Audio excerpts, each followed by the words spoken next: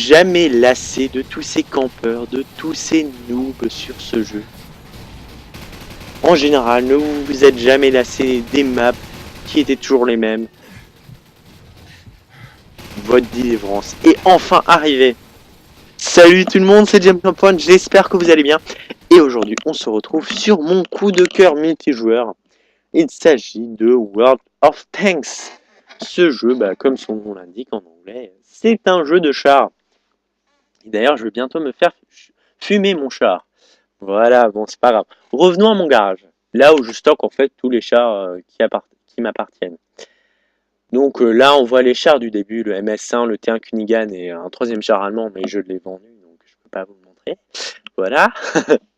Et je vais vous montrer déjà le gameplay fondamentalement changeant par rapport au gameplay que je vous ai montré tout au début. Pas le gameplay Call of, mais juste après. C'est le gameplay de l'artillerie. En fait,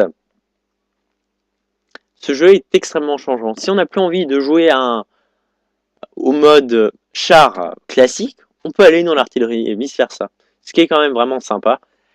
Et si ce chargement voudrait bien se terminer bientôt, allons, plus vite, allez, voilà, c'est mieux.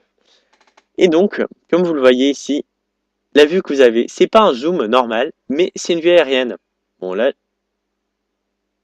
j'ai pas la voir, dommage. En fait, dans ce mode de jeu, artillerie, on voit toute la map, mais on voit pas les chars adverses. C'est pour ça qu'on a besoin des coéquipiers pour qu'ils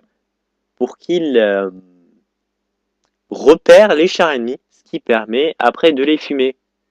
Bon, là, j'ai pas réussi à en fumer un seul, mais j'espère que ça va bientôt changer. Donc là, je me dis, je suis un peu dans la merde, parce qu'il y a un char qui est en train de me contourner. Mais c'est pas grave, on va pas se laisser abattre par ça. Comme vous le voyez, il y a un réticule qui apparaît et qui devient de plus en plus petit. Ce qui permet d'être de plus en plus précis au fur et à mesure. Là, regardez le truc de PGM, j'ai réussi à l'avoir. Et en plus en plein mouvement.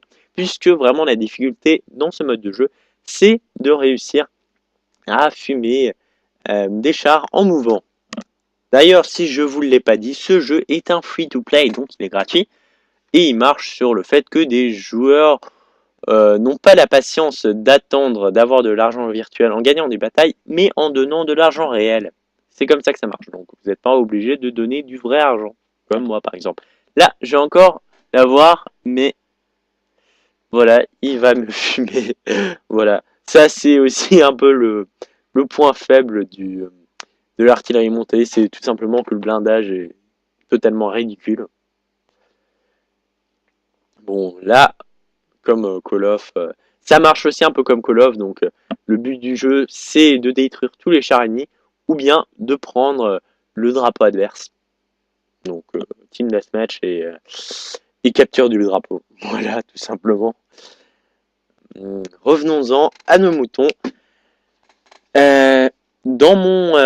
Au début, on a 3 chars. Le MS1, qui est le char soviétique. Vous allez bientôt voir du gameplay. Voilà, le voilà. Donc là, je suis dans un combat entre mon char, le MS1, et le Leichtraktor, qui est le char du début allemand. Qui va gagner? Tout simplement, ça va être moi. Je vais pas je vous ai spoilé, mais bon, c'est ça. Puisque c'est moi qui ai le canon le plus gros.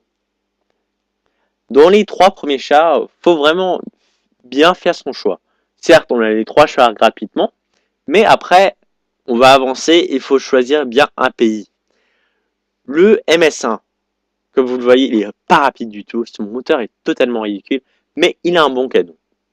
Le deuxième char, c'est le T1 Kunigan, qui est le char américain.